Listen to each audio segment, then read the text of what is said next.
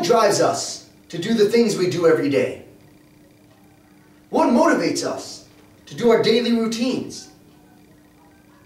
Renowned psychiatrist Sigmund Freud said there are two things that drive us to do the things that we do every day. Number one, being the sex urge. Number two, being the desire to feel important. The desire to feel important. John Dewey, American philosopher, says a similar thing to Freud. What drives us to do what we do every day is the desire to be great. The desire to be great. Everyone in this universe, no matter how high they are, no matter how low they are, wants to feel a sense of importance, wants to feel appreciated by people, wants to be noticed by people to some degree. There are many ways of making people feel important. And one of those ways, which I'd like to discuss today, a simple way of making people feel important, is giving sincere appreciation. Giving over sincere appreciation. Many years ago, there was a young boy, a poverty-stricken boy. He worked in a grocery clerk. He worked in a grocery store as a grocery clerk, making a few pennies on the dollar to help support his family and himself. But one day, this young boy was walking down the street, and he noticed there was a sale. He went into the sale, and he's looking through it, and he sees there are a few old, dusty law books being sold for a few pennies. The desire for this boy to be great, to feel important, this desire led the boy to buy these law books and to delve into these law books and study them cover to cover and memorize them and become not just anyone, but become the President of the United States. The President of the United States. Who was this young boy, this poverty-stricken grocery clerk? Abraham Lincoln, one of the greatest presidents America has ever known. The desire for him to be great, to feel important, led him to become the President of the United States. Look how great the desire to be important is, what it can do for people. In many studies on the realities of insane people in their universe, it has been shown that within their reality, within the people who are insane, within their reality, they have a feeling of importance that they didn't feel in the regular world, in our world. And this helps them to continue in their insanity. It drives them to continue to be insane, because in their insanity, they're important, they're something, they're worth something. But in the other world, they're just considered crazy. We're talking about real insane people. We're talking about straitjackets, rubber rooms, white coats, the works. The job is crazy. People were insane, and even in their insanity, they feel a feeling of importance. Many years ago, there was a study done on runaway wives, wives who run away from their families, leaving their children without a mother, their husbands without a wife, destroying the families. What was the number one cause for them running away? The number one cause? Lack of appreciation. Lack of appreciation led mothers to run away from their children, wives to run away from their husbands, and destroy families, maybe generations of families. All from a simple deed of giving appreciation. Something so simple as coming downstairs in the morning and telling your wife, "Thank you for the great coffee. Thank you for breakfast. You look great today." Something so simple, yet a lack of it destroyed families.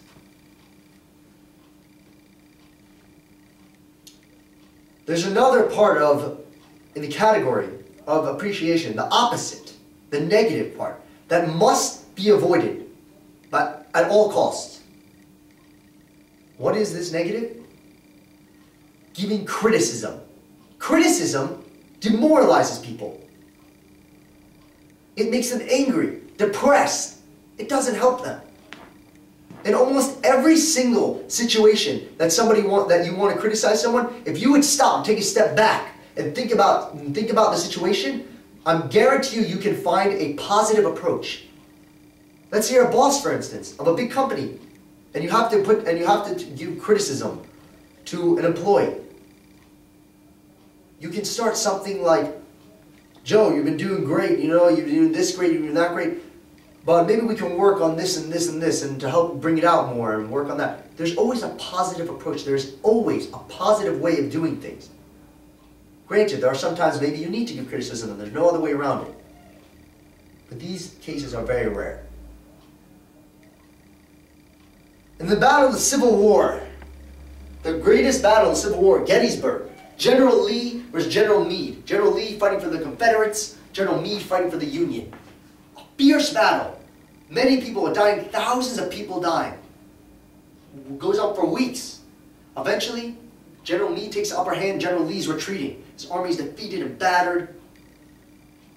They're running and running, and eventually they make it to the Potomac River, and they realize, to their dismay, the Potomac River is overflowed, and they can't pass. So now in front of them they have the Potomac River, and in back of them is a victory excited army coming to kill them. Abraham Lincoln hears about this, and he sends quick word to General Meade, telling him, General Meade, destroy the enemy, just kill them all. This can end the war right now. We can save thousands of lives, save a tremendous amount of money, and make peace. Just end it now. Any general at the time could have done this simple task. Yet what did General Meade do? He completely disobeyed Lincoln's orders. He took his time, he arrested his troops, went to war council, regrouped, got his resources, and then when he thought he was ready, they went to go attack General Lee. But by that time, General Lee and his army had already escaped. The Potomac River had gone down, and he was escaped, and the war went on.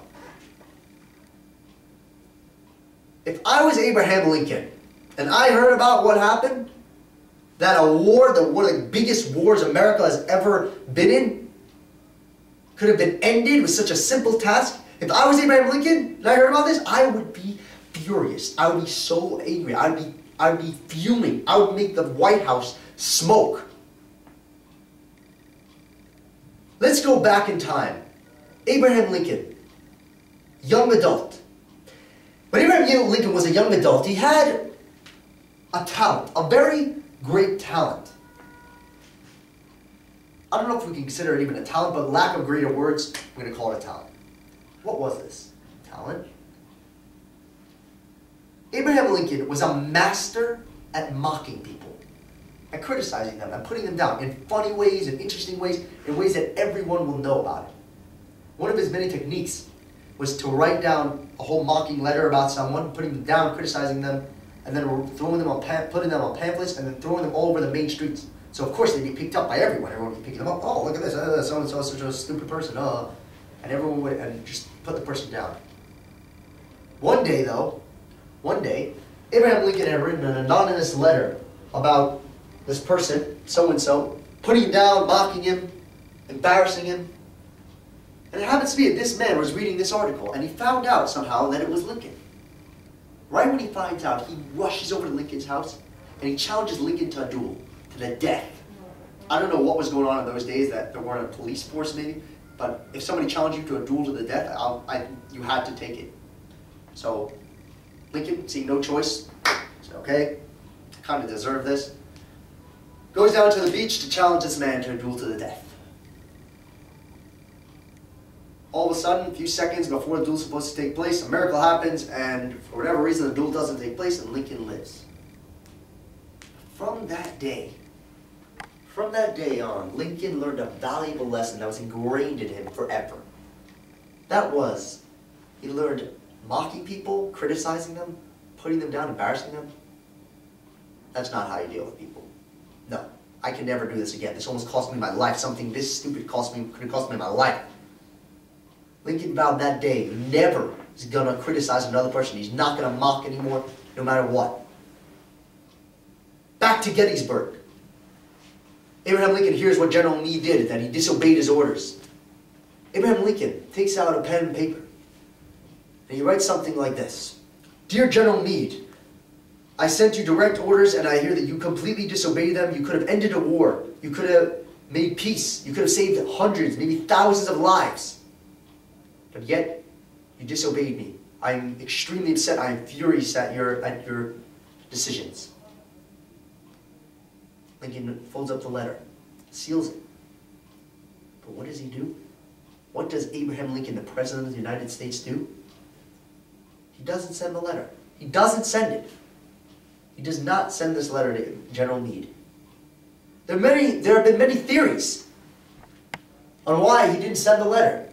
One of them, which I particularly like, and I think makes a lot of sense, is that General Lincoln was thinking to himself. Sir, Abraham Lincoln was thinking to himself, if I was General Meade, and I had just gone through Gettysburg, the biggest battle in the Civil War, seeing hundreds, maybe thousands of people dying, my friends, my fellow generals, commanders, soldiers, I'm tired. I haven't eaten or drink anything for days. I don't want to go fight Lee now. And then I get this letter from the President of the United States saying we have to go attack him and destroy them. I don't want to go right now. I'm so tired. We just went through the tremendous battle. So I decide to wait a little bit.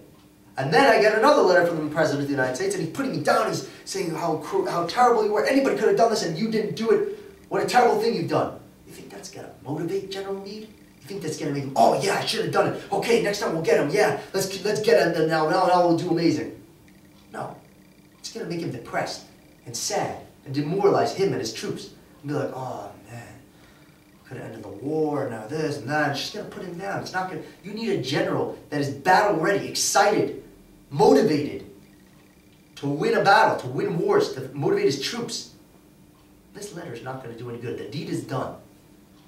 So Abraham Lincoln, President of the United States, even in a time when he could have criticized his general, when he had the right to criticize, didn't send the letter and he didn't criticize. He took a more positive approach. Let us all learn from Abraham Lincoln, President of the United States, that when we feel we need to criticize someone, that we should take a step back and think about the situation and try to find a positive light, a positive way of getting to the person. There once was a young boy, a high school boy, who unfortunately went through a lot of depressing days and eventually led him to so much depression he just decided one day he's gone, he's getting out of high school, he took his books, picks them up, empties out his locker and is walking home. On his way home, he's walking, he's depressed, I'm so mad, I hate everything, I hate the world, nobody cares about me. All of a sudden he trips, all the books fall out of his hand, they're all over the place, and now he's just like, oh my God, I can't do this anymore. And then all of a sudden, a young boy comes over to him, says, oh, let me help you, just starts helping pick up the books. Help me, where are you going? He's like, no, it's okay, I'm just going home. He's like, no, I'll help you home, I'll help you home. And he says, boy, he helps him home. And from that day on, these two boys started a great relationship, a close relationship, a friendship, a tight friendship. Many years later, these boys are happy, they're the family. They go out one day, cafe, reminisce about old times, they're having conversation. In this conversation, the boy used to be depressed, tells his friend, do you remember that day when you first met me, you helped me with my books? You remember that day? I was like, yeah, sure, of course I remember that day. His friend looks at me and says, that day, you saved my life. The friend looks at him like, okay, maybe you're over-exaggerating a little bit, like, okay, I know you weren't having such a great day, but come on. He says, no. I was emptying out my locker that day. I was emptying out all the books to clean it out, to put a note in that locker, in that empty locker, and so my parents shouldn't have to go through all my books, because I was planning that day, when I got home from school, on committing suicide, on killing myself. I was going to kill myself. And then you came along. You came along, and you gave me a feeling of importance.